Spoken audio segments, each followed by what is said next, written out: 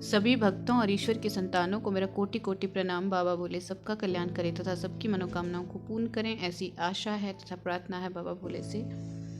हम वायव्य संहिता का अध्ययन कर रहे हैं। आज हम 11वें अध्याय से अध्ययन आरंभ करेंगे। अध्याय आरंभ करने से पहले ओम नमः शिवाय, हर हर महादेव। सृष्टि आरंभ का वर्णन। 11वां अध्याय। ऋषिगण बोले, हे वायुदेव, जब आप हम पर कृपा करके हमें मनवंतर कल्प में प्रति सर्ग के बारे में बताएं।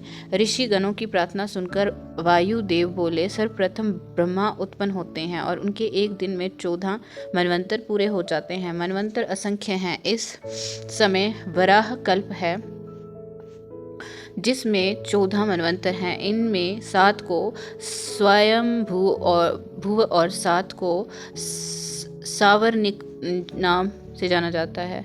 प्रथम कल्प की समाप्ति पर बहुत प्रलयकारी भयंकर हवा चली जिसने वृक्षों को और उनके स्थानों से उखाड़ फेंका। उस समय तीनों देवताओं के बीच में अग्नि देवता प्रकट हुए। उन्होंने अग्नि से सब कुछ जला दिया। तत्पश्चात जले हुए पृथ्वी के भाग को वर्षा के जल में डुबो दिया। जब ब्रह्मा जी ने देखा कि संसार पानी में डूब गया है और संपूर्ण ब्रह्मांड नष्ट हो गया है, चारों ओर अथाह जल दिखाई पड़ रहा है, तब वे भी सुखपूर्वक जल में सो गए। जब सृष्टि का आदिकाल होता है उस समय श्रुतियां ईश्वर को जगाती हैं। तब योग निद्रा में सोते हुए त्रिदिशाधिपति ब्रह्मा रूप परमेश्वर शिव की सब देवता एक साथ हाथ जोड़कर स्तुति करते हुए उनसे जागने की प्रार्थना करते हैं। उस समय सबकी प्रार्थना और स्तुति से जागकर परमेश्वर ने योग निद्रा का परित्याग किया और जलशैया में बैठकर चारों ओर देखने लगे। जब उन्हें पृथ्वी के जल में डूबने के बारे में ज्ञात हुआ तब उन्होंने वराह रूप का स्मरण किया। फिर वराह रूप धारण करके उन्होंने समुद्र को झकझोरा और पृथ्वी को वापस लाने के लिए जल के बीच से अंदर चले गए। ये देखकर प्रसन्न देवता उन पर फूलों की वर्षा करने लगे। वायव्य संहिता का पूर्वार्ध 12वां अध्याय और सृष्टि वर्णन। वायुदेव बोले, हे ऋषिगण, ब्रह्मा जी को सृष्टि की चिंता हुई और तपोमय मोह पैदा होने से अंधेरा छा गया। उस समय आत्मा वाली सृष्टि पैदा हुई, पर ऐसी सृष्टि देखकर ब्रह्मा जी व्याकुल हो गए और उन्होंने दूसरी सृष्टि की रचना की। ये सृष्टि पक्षियों की थी और पैदा होते ही कुमार्ग पर पड़ गई। तब ब्रह्मा जी ने तीसरी बार सात्विक अर्थात देवताओं की सृष्टि की रचना की, परंतु इस सृष्टि में भी ब्रह्मा जी को संतोष नहीं हुआ। तब उन्होंने मानव सृष्टि का निर्माण किया। ये सृष्टि सुंदर और रजोगुण वाली थी। ब्रह्मा जी द्वारा रचित प्रथम सृष्टि महत, दूसरी भूत सृष्टि, तीसरी वैकारिक इंद्रिय प्राकृतिक सृष्टि कहलाई, चौथी सृष्टि मुख्य, पांचवी वक्र स्त्रोत, छठी उधर्व स्त्रोत और से देव सृष्टि, सातवीं मानव सृष्टि, आठवीं सृष्टि अनुग्रह वाली, नववीं कुमार सृष्टि कहलाई। सर्वप्रथम ब्रह्मा जी ने सनक सनंदन सनातन संत कुमार तथा ऋषभु मानस पुत्र पैदा किए। ये सभी योग मार्ग गामी हुए। इस प्रकार जब सृष्टि की वृद्धि न हुई तो दुखी होकर ब्रह्मा जी ने तपस्या करनी आरंभ कर दी, परंतु जब बहुत समय बीत जाने पर भी कोई फल ना मिला तब ब्रह्मा जी क्रोधित हो गए। क्रोधाधीव गए के कारण उनकी आंखों में आंसू आ गए, जिससे भूत प्रेत पैदा होने लगे। ये सब देखकर दुखी ब्रह्मा जी ने देह त्याग दी। तब ब्रह्मा जी को प्रसन्न करने हेतु भगवान रुद्र उनके मुख में पैदा हुए। भगवान रुद्र ने अपने शरीर से 11 स्वरूप पैदा कर दिया और उन्हें प्रजा रचने की आज्ञा दी। ये सुनकर सभी रुद्र रोते हुए वहां से भागने लगे। तत्पश्चात महेश्वर ने ब्रह्मा जी को पुनर्जीवित कर दिया। ब्रह्मा जी ने रुद्र से प्रश्न पूछा कि आप कौन हैं? तब रुद्र बोले, मैं ही परम ब्रह्मा परमेश्वर हूँ और तुम्हारी इस सृष्टि में तुम्हारे पुत्र जन्मा हूँ। अब आप अपनी इस सृष्टि की रचना को पूर्ण कीजिए। ये रूप में ये सुनकर ब्रह्मा जी बहुत प्रसन्न हुए और वे शिव नाम षटक का जाप करते हुए रुद्र की स्तुति करने लगे और प्रार्थना करने लगे कि सृष्टि निर्माण के कार्य में आप मेरे सहायक बने। जब रुद्रदेव ने अपनी सहमति दे दी तो ब्रह्मा जी ने अपने मन में मरीचि आदि 12 पुत्र पैदा किए। इनमें देवताओं और क्रियात्मक महर्षियों के 12 वंश मिले।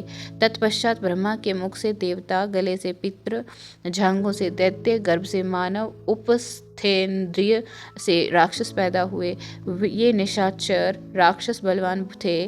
फिर यज्ञ, भूत और गंधर्व की उत्पत्ति हुई। ब्रह्मा जी की दोनों काखों से पक्षी, वक्ष व से अन्य पक्षी, मुख से बकरी, पाँव से घोड़े, हाथी, शलभ, मृग, ऊंट, खच्चर, नेवले आदि का जन्म हुआ। ब्रह्मा जी के पूर्व मुख से गायत्री, दक्षिण मुख से यजुर्वेद वेद, पश्चिम मुख से सामवेद, उत्तर मुख से अथर्ववेद की उत्पत्ति हुई। फिर देह द्वारा उनके अनेक वेद हो गए और ये अपने काम में लग गए। सब अपने कर्मों के अनुसार जन्म मृत्यु के चक्कर में पड़कर फल भोगने लगे। सभी प्राणियों के कर्मों के अनुसार उन्हें सुख दुख, धन, आय व्यय, संपत्ति आदि की प्राप्ति होती है। युग एवं समय के अनुसार ही प्राणियों के गुण कर्म का स्वभाव होते हैं। 13वां अध्याय ब्रह्मा जी विष्णु जी की सृष्टि का वर्णन। ऋषि बोले, हे वायुदेव, सृष्टि का आरंभ होने से पहले महेश्वर ब्रह्मा और विष्णु को उत्पन्न करते हैं।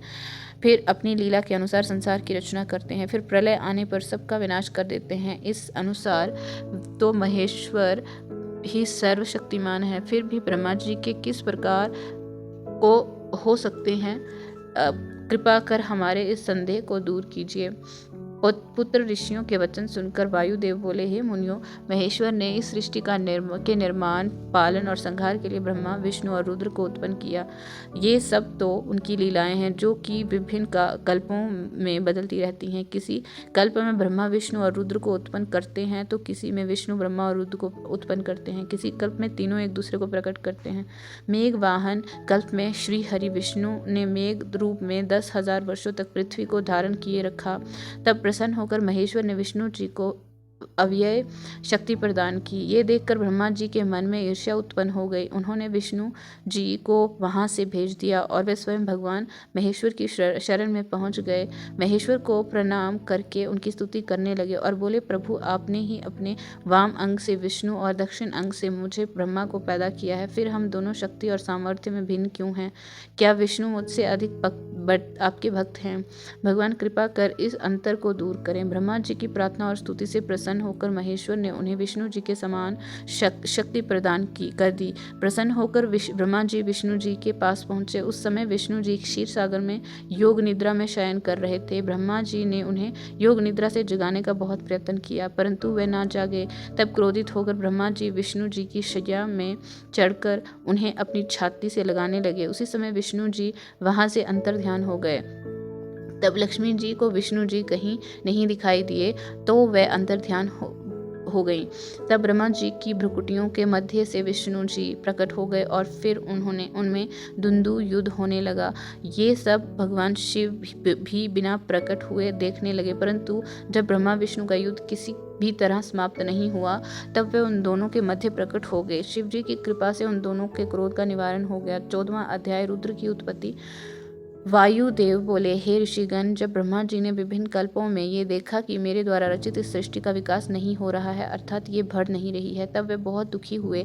तब उनका मन में दुख मिटाने के लिए महेश्वर की इच्छा से काल स्वरूप रुद्र भगवान ब्रह्मा के पुत्र के रूप में जन्मे। ब्रह्मा जी की प्रार्थना पर उन्होंने ब्रह्मा जी द्वारा रचित इस सृष्टि का विस्तार करना चाहा। ऐसा सोचकर रुद्रदेव ने अपने जटाधारी स्वरूप से जैसे अनेक रुद्र प्रकट कर दिए। वे संख्या में अधिक होने के कारण पूरे विश्व पर छा गए। वे सभी रूप में बहुत भयानक थे। इस भयानक स्वरूप वाले रुद्रों का रूप देखकर ब्रह्मा जी बहुत चिंतित हो गए और हाथ जोड़कर महेश्वर से बोले, हे देवादिदेव, ये आप क्या कर रहे हैं? हमें भयानक सृष्टि की रचना नहीं करनी है। हमें तो साधारण प्रजा की रचना करनी है जो पैदा होती रहे और बढ़ती भी रहे। ब्रह्मा जी के इन वचनों को सुनकर त्रिलोकीनाथ भगवान शिव हंसने लगे। शिव जी बोले, ब्रह्मा जी, मैं तो ऐसी ही सृष्टि की रचना कर सकता हूँ। यदि तुम्हें ये नापसंद है तो तुम स्वयं अपनी इच्छा के अनुसार प्रजा की रचना करो। ये कहकर कल्याणकारी भगवान शिव सृष्टि की रचना के कार्य से मुक्त होकर वहां से चले गए। 15वां अध्याय शिव शिवा की स्तुति। वायुदेव बोले, हे ऋषिगण, शिव जी के वहां से चले जाने के पश्चात ब्रह्मा जी ने स्वयं सृष्टि की रचना की, परंतु उस सृष्टि में प्रजा की वृद्धि नहीं हो रही थी। सृष्टि में वृद्धि न होती हुई देखकर ब्रह्मा जी को भी बहुत दुखी हुए। तब वे अपने आराध्य भगवान शिव और देवी शिवा की तपस्या करने लगे। ब्रह्मा जी की कठोर तपस्या से प्रसन्न होकर शिव जी ने उन्हें दर्शन दिए। ब्रह्मा जी ने उन्हें सृष्टि से प्रजा की वृद्धि न होने के विषय में बताया। भगवान शिव और देवी पार्वती ने मिलकर उनकी समस्या का निवारण किया। शिव जी ने उन्हें अपने अर्धनारीश्वर स्वरूप के दर्शन कराए। भगवान शिव के अर्धनारीश्वर स्वरूप के दर्शन कर ब्रह्मा जी की प्रसन्नता का कोई ठिकाना न रहा। वे हाथ जोड़कर भगवान शिव शिवा की स्तुति करने लगे। ब्रह्मा जी बोले, हे देवादिदेव भगवान शिव, हे जगदम्बा माँ पार्वती, आप अमोघ लीलाएं करने वाले हैं। आपका वैभव निराला है। मैं आपकी शरण में आया हूँ। कृपा कर मुझ दीन पर आप अपनी कृपा दृष्टि करें। इस प्रकार ब्रह्मा जी भगवान शिव शिवा की अनेक स्रोतों से स्तुति करने लगे। 16वां अध्याय, मैथुनी सृष्टि की उत्पत्ति। वायुदेव बोले, हे ऋषिगण, जब ब्रह्मा जी ने विभिन्न स्रोतों से स्तुति की तो और भगवान शिव शिवा को प्रसन्न कर लिया, तब शिव जी बोले, ब्रह्मादेव, मैं आपकी मनोकामना अवश्य पूर्ण करूंगा। तब शिव जी ने अर्धनारीश्वर रूप से देवी महेश्वरी को अलग कर दिया। साक्षात देवी जगदम्बा को अपने सामने पाकर ब्रह्मा जी ने उनसे प्रार्थना की। ब्रह्मा जी बोले, हे देवी भगवती, मैंने मन द्वारा देवताओं और ऋषियों की रचना की, परंतु मेरे द्वारा रचित सृष्टि का विस्तार नहीं हो रहा है, इसीलिए मैं मैथुनी सृष्टि रचना चाहता हूँ। ये तभी संभव हो सकता है जब सृष्टि में नारी का भी अंश हो। मुझ पर कृपा कर आप मेरे प्रजापति दक्ष की पुत्री के रूप में जन्म लें और सृष्टि की वृद्धि प्रदान करें। पुत्र ब्रह्मा जी की प्रार्थना से संतुष्ट होकर देवी ने अपनी भ्रुकुटियों के मध्य से एक शक्ति उत्पन्न की। देवी ने उस शक्ति को ब्रह्मा जी की इच्छा पूरी करने का आदेश प्रदान किया और स्वयं महेश्वर जी में समा गई। तब भगवान महेश्वर अंतर्ध्यान हो गए। इस प्रकार ब्रह्मा जी को ब्रह्म रूप शक्ति प्राप्त हुई। उस शक्ति से ब्रह्मा जी की इच्छा के अनुसार दक्ष के घर जन्म लिया। तभी से मैथुनी सृष्टि का आरंभ हुआ। 17वां अध्याय, मनु की सृष्टि का वर्णन। वायुदेव बोले, ऋषिगण, भगवान महेश्वर की कृपा से ब्रह्मा जी ने आधे शरीर से शतरूप नामक नारी उत्पन्न की और आधे से भुव मनु को पैदा किया। इसी कन्या से ने यशस्वी मनु को पति के रूप में पाया। उन्होंने मैथुन द्वारा प्रियव्रत, उत्तानपाद नामक पुत्र एवं आकृति, देवहूति, प्रसूति नामक कन्याएं पैदा की। आकृति और रुचि के दक्षिण और यज्ञ पुरुष नामक 2 पुत्र पैदा हुए और प्रसूति व दक्ष की 24 कन्याएं हुई, जिनमें 13 कन्याओं का विवाह धर्म के साथ हुआ तथा अन्य का विवाह दशा, भृगु, मरीचि, अंगिरा, पुलह, क्रतु, पुल, सत्य, अत्रि, वशिष्ठ एवं अग्नि के साथ हुआ। ऊर्जा 3 पितरों को समर्पित हुई। धर्म को 13 पुत्रियां प्राप्त हुई। दक्ष प्रजापति की पुत्री के रूप में सती का जन्म हुआ और उसने देवादिदेव भगवान शिव को पति रूप में पाया। अपने पिता के यज्ञ में पति का निरादर देखकर उसने योग अग्नि में अपने को भस्म कर लिया। फिर पुनः हिमालय की पुत्री के रूप में जन्म लिया। शिव जी को प्राप्त किया। भृगु ऋषि के 2 पुत्र हुए और उन दोनों के हजारों पुत्र हुए। ये सभी भार्गव वंशी कहलाए। ऋषि मरीचि को पौर्णमास नामक पुत्र की प्राप्ति हुई और उनका बहुत बड़ा वंश हुआ। उसी वंश में कश्यप ऋषि पैदा हुए। अंगिरा ऋषि के 2 पुत्र व 4 पुत्रियां हुई और उनकी बहुत ही सी संतानें हुई। के अग्नि पुत्र पैदा हुए और उसी वंश की संतानें पोल सत्य कहलाईं। इसी प्रकार करदम पुल सत्य के अग्नि, वालखिल्य, अत्रि एवं मुनि वशिष्ठ के सैकड़ों अरब संख्या में संतान हुई। ब्रह्मा जी के मानस पुत्र रुद्र के पुत्र अग्नि को पवमान शुचि पुत्र हुए और इनके 49 पुत्र हुए। ये नित्य नैमित्तिक एवं काम्य होने के कारण रुद्र परायण है, इसीलिए अग्नि में होम की गई वस्तु रुद्रदेव को प्राप्त होती है। पितृवंश के वसंत आदि 6 ऋषि पितरों के स्थान हैं। अग्नि, स्वंत, अजयवान और यजवान बरहिचद हैं। स्वधा से मैना नामक पुत्री हुई, जिनका विवाह गिरिराज हिमालय से हुआ। उनके मैनाक और क्रौंच नामक 2 पुत्र एवं माँ एवं पतित पावनी गंगा नामक 2 पुत्रियां हुईं। भगवान रुद्र के शाप से चाक्षुष मनवंतर में क्ष प्रजापति इनके पुत्र हुए। इस प्रकार मैंने धर्म आदि के वंश का वर्णन आपसे संक्षेप में किया है। 18वां अध्याय, दक्ष का शाप। वायुदेव बोले, हे ऋषिगण, एक बार की बात है, सभी देवता और ऋषि मुनि भगवान शिव के दर्शनों के लिए कैलाश पर्वत पर गए। उस समय देवादिदेव महादेव जी देवी सती के साथ सिंहासन पर विराजमान थे। उसी समय दक्ष अपनी पुत्री से मिलने के लिए कैलाश पर्वत पर पहुंचे, परंतु देवी सती को अपने पिता के आगमन का ध्यान नहीं रहा। इसी कारण दक्ष क्रोधित हो उठे और उन्होंने महायज्ञ में अपनी पुत्री सती और भगवान शिव को आमंत्रित नहीं किया। देव ऋषि नारद घूमते घूमते कैलाश पर पहुंचे और वे देवी सती को उनके पिता के यज्ञ के विषय में बताया। उन्होंने देवी सती को ये भी कहा कि दक्ष ने इस यज्ञ में सभी ऋषि मुनियों एवं देवताओं को आमंत्रित किया है, परंतु आपको और भगवान शिव को नहीं बुलाया है। ये सुनकर देवी को बहुत दुख हुआ। उन्होंने भगवान शिव से अपने पिता द्वारा किए जा रहे यज्ञ में जाने की आज्ञा मांगी। शिव ने सती को बहुत समझाया कि बिना बुलाए उनका अपने पिता के घर जाना भी व्यवहार की दृष्टि से उचित नहीं है, लेकिन सती ने तो वहां जाना ठान लिया था। वे शिव को अपमान करने के लिए अपने पिता को भी दंडित करना चाहती थी। तब वे अपने पति की आज्ञा लेकर नंदी पर सवार होकर अपने पिता के यज्ञ में पहुंची। यज्ञ में सती को देखकर उसके पिता को बहुत क्रोध आया। सती बोली, हे पिताजी, मैं आपकी कन्या हूँ, आपने मुझे यज्ञ में क्यों नहीं बुलाया? मेरे पति शिव तो सबके स्वामी हैं। ये चराचर जगत उन्हीं की अनुकंपा से चलता है। उन्हें तो आपने पूछा भी नहीं। आपने उनका अपमान करके अच्छा नहीं किया। देवी सती के वचन सुनकर दक्ष अत्यंत क्रोधित होकर बोले, मेरी अन्य सभी कन्याएं व उनके पति सुपात्र एवं पूजनीय हैं। सब देवता तथा ऋषि मुनि भी पूजनीय हैं, इसीलिए वे सब यज्ञ में आमंत्रित किए गए हैं, परंतु तुम और तुम्हारा पति इस यज्ञ में आने योग्य नहीं हो। अपने पिता के ऐसे वचन सुनकर सती को बहुत दुख हुआ और वे बोली, शिव निंदा सुनना शिवद्रोह करना है। मैं अपने पति की निंदा नहीं सुन सकती। ये कहकर उन्होंने योगाग्नि में अपने शरीर को भस्म कर दिया। उधर जब शिव जी को पता चला कि उनकी पत्नी का यज्ञ में अपमान हुआ है, तब उन्होंने दक्ष को श्राप दे दिया। उसी श्राप के फलस्वरूप चाक्षुष मनवंतर में दक्ष प्रचेता के पुत्र के रूप में जन्मे और दक्ष के अन्य जमाता वैवस्वत मनवंतर में भी वरुण देहधारी के रूप में पैदा हुए। 19वां अध्याय, वीरगण का यज्ञ में जाना। ऋषिगण बोले, हे वायुदेव, प्रजापति दक्ष तो धर्म के कार्य में लगकर महायज्ञ कर रहे हैं, फिर भगवान शिव ने उनका यज्ञ क्यों भंग किया? कृपा कर इस कथा को बताएं। तब ऋषिगणों की जिज्ञासा शांत करने के लिए वायुदेव बोले, हे ऋषियों, गिरिराज हिमालय की तपस्या के फलस्वरूप देवी जगदम्बा ने उनके घर में जन्म लिया और श्री पार्वती का विवाह भगवान शिव से हो गया। प्रजापति दक्ष ने अश्वमेध यज्ञ का आयोजन किया। उस यज्ञ में वसु, मरुद्रन, अश्वनी, कुमार, पितृ, आदित्य, विष्णु आदि सभी देवता एवं ऋषि मुनियों को आमंत्रित किया, परंतु भगवान शिव को नहीं बुलाया। जब परम शिव भक्त दधीची ने उस यज्ञ में शिवजी को उपस्थित नहीं देखा, तब उन्हें ज्ञात हुआ कि शिवजी को आमंत्रित नहीं किया गया है। वे क्रोधित होकर बोले, इस यज्ञ में जगत के स्वामी भगवान शिव क्यों आमंत्रित नहीं किया गया?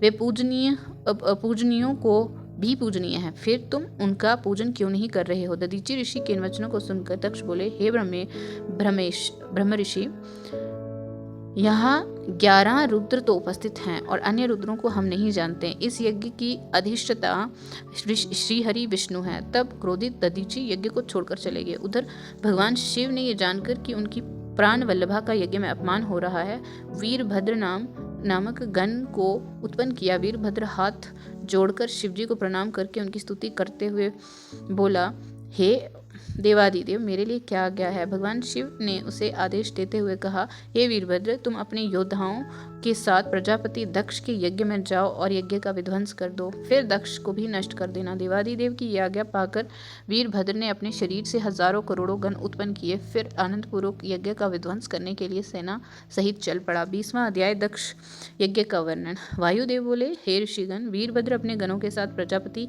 दक्ष के यज्ञ में पहुंचे। उस समय वेद मंत्रों के घोष से पूरा यज्ञ मंडप गूंज रहा था। वहां पहुंचकर वीरभद्र ने सिंह गर्जना की। वीरभद्र की भीषण गर्जना से हाहाकार मच गया। देवता एवं ऋषि मुनि अपनी प्राण रक्षा के लिए इधर उधर भागने लगे। सारी भीड़ तितर बितर हो गई, परंतु दक्ष पूर्ववत ही यज्ञ में बैठा रहा।